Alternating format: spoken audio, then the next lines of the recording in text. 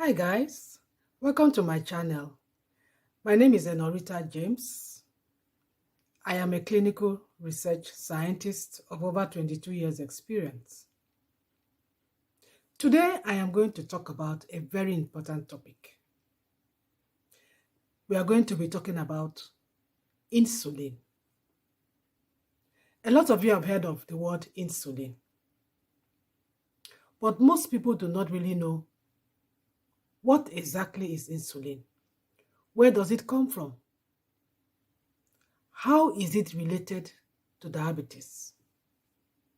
So in today's video, I'm going to break it down so that you can understand what happens when we say that somebody is diabetic in relation to insulin.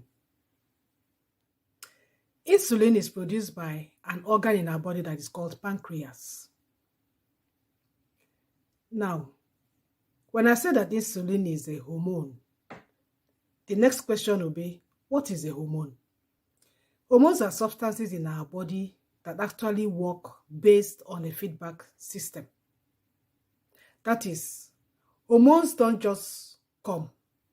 Hormones are triggered to be produced by particular organs. So that means insulin does not just increase in your body. Something triggers it.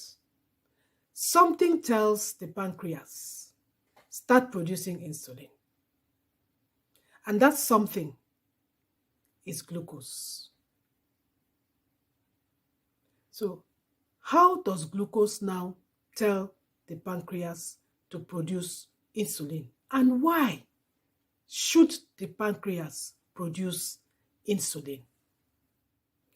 When we eat, take for instance, you just finished eating a carbohydrate meal.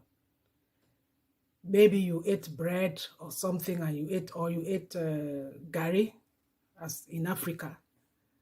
Any carbohydrate meal you just finished eating, your body has to break it down to an end product that is called glucose. And this glucose is what your body needs to give you energy to be able to do your daily work. Now, there must be a way that this glucose can be pushed into your cells, and through a lot of biochemical processes, energy is released for you to be able to do whatever you want to do. Now, for this to happen, insulin is needed. So that means when glucose is increased in your system, it is a trigger to the pancreas to produce insulin.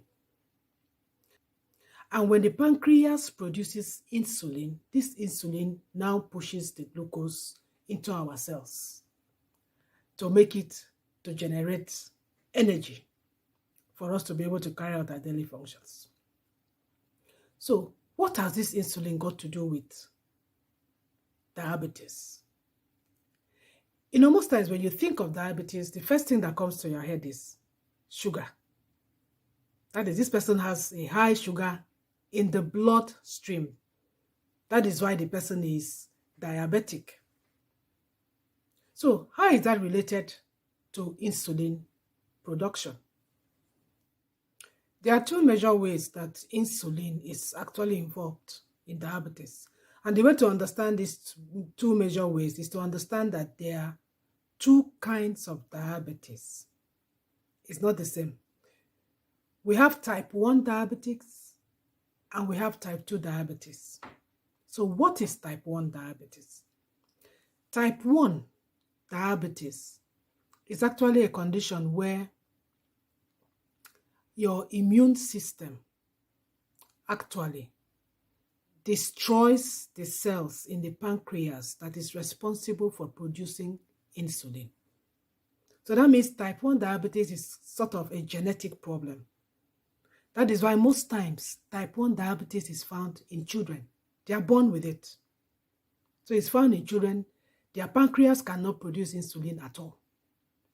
So that is type 1 diabetes. And because their pancreas cannot produce insulin, once they eat a carbohydrate meal, the sugar is increased in the blood, and the pancreas cannot produce insulin that should attach itself to the cells and then pushing the glucose into the cells.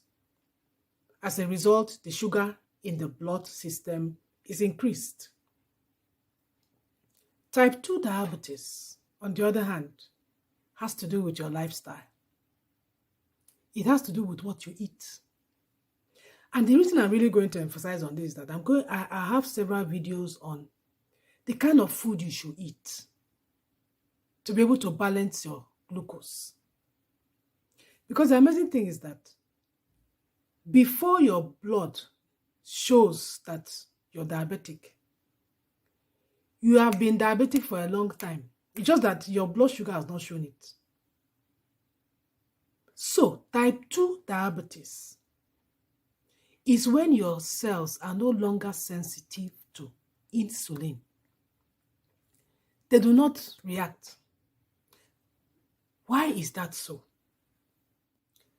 When we bombard our system with carbohydrate food every day, every week, every month, for years, you keep causing the pancreas, your pancreas to work, to be producing insulin at a time. The cells of your body no longer respond to the insulin because the insulin is too much. So the cells are no longer responding. But you have a high sugar. Sugar is increasing. So the increased sugar is telling your pancreas, produce more insulin, produce more insulin. And your pancreas keeps producing. But your cells are not responding to the insulin. And that is when you have what is called the type 2 diabetes, where your sugar is high, your insulin is high. So that means your pancreas is actually working. It's just that your cells are no longer recognizing the insulin. That is what is called type 2 diabetes. So most times the type 2 diabetes is normally called insulin resistance diabetes. But what people do not know is that diabetes doesn't just happen suddenly. It is a long-term accumulation of insulin. That is why it's so important that medical doctors concentrate so much on doing a fasting blood sugar. Before your sugar gets high, your insulin has been high for many years. You've been having insulin resistance for many years. So that is why in my next video, I am going to be talking about the best laboratory test you can do for diabetic diagnosis and diabetic management.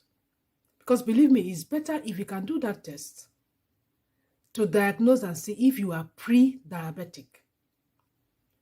Pre-diabetes simply means that your sugar is a little bit high, very little bit high, but it's not enough to be diagnosed as diabetic. And most times, it is best not just to do a sugar test to recognize it, but there are other tests that you can do. If your physician does not, request that test, that is why you have this video, for information, so that you ensure that you ask your physician and say, okay, I want to do so test. So watch my next video on the best laboratory test that you can do for diabetes diagnosis, or the pre-diabetic diagnosis and management. Thank you for watching. Till my next video.